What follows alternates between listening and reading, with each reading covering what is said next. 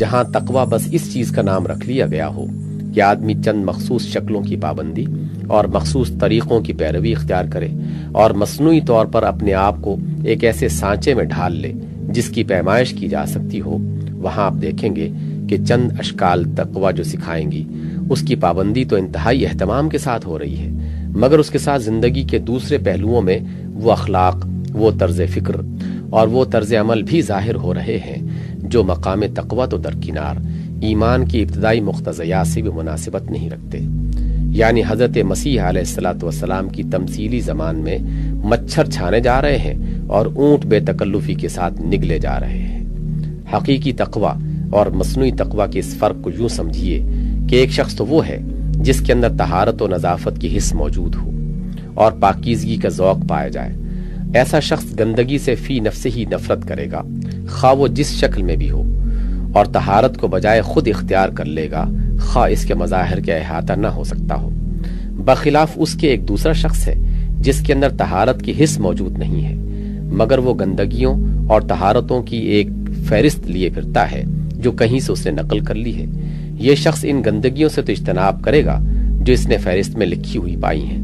مگر بے شمار ایسی گھناؤنی چیزوں میں آلودہ پایا جائے گا جو ان گندگیوں سے بدرجہ زیادہ ناپاک ہوں گی جن سے وہ بچ رہا ہے، صرف اس وجہ سے کہ وہ اس فہرست میں درج ہونے سے رہ گئی ہیں۔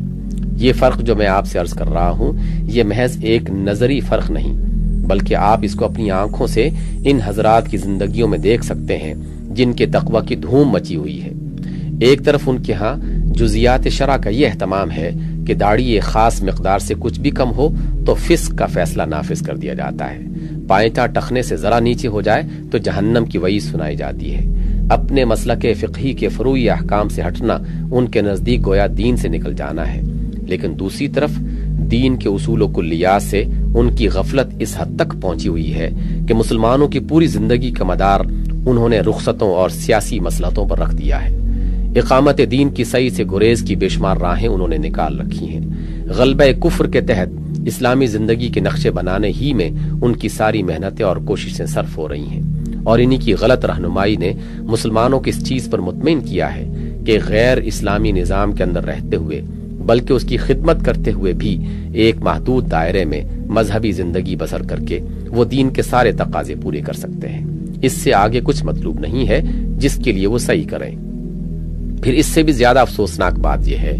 کہ اگر کوئی ان کے سامنے دین کے اصلی مطالبے پیش کرے اور صحیح اقامت دین کی طرف توجہ دلائے تو صرف یہی نہیں کہ وہ ان کی بات سنی انسنی کر دیتے ہیں، بلکہ کوئی ہیلا، کوئی بہانہ، کوئی چال ایسی نہیں چھوڑتے جو اس کام سے خود بچنے اور مسلمانوں کو بچانے کے لیے استعمال نہ کریں۔ اس پر بھی ان کے تقوی پر کوئی آنچ نہیں آتی، اور نہ مذہبی ذہنیت رکھنے والوں میں کسی کو یہ شک ہوتا ہے کہ ان کے تقوی میں کوئی کسر ہے۔ اسی طرح حقیقی اور مصنوعی تقوی کا فرق بے شمار شکلوں میں ظاہر ہوتا رہتا ہے، مگر آپ اسے تبھی محسوس کر سکتے ہیں کہ تقوی کا اصل تصور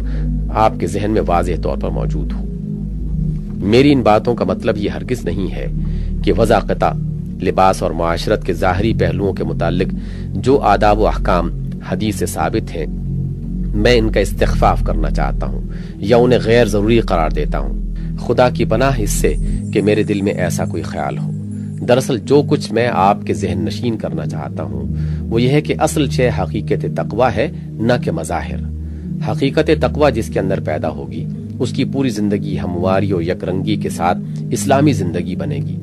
اسلام اپنی پوری ہمہ گیری کے ساتھ اس کے خیالات میں، اس کے جذبات و رجحانات میں، اس کے مذاق طبیعت میں، اس کی اوقات کی تقسیم اور اس کی قوتوں کے مصارف میں، اس کی سعی کی راہوں میں، اس کے طرز زندگی اور معاشرت میں، اس کی کمائی اور خرچ میں، غرض اس کی حیات دنیاوی کے سارے ہی پہلوؤں میں رفتہ رفتہ نمایاں ہوتا چلا جائے گا۔ بخلاف اس کے اگر مظاہر کو حقیقت پر مقدم رکھا جائے گا اور ان پر بیجا زور دیا جائے گا تو حقیقی تقوی کی تخم ریزی اور آبیاری کے بغیر مصنوعی طور پر چند ظاہری احکام کی تکمیل کروا دی جائے گی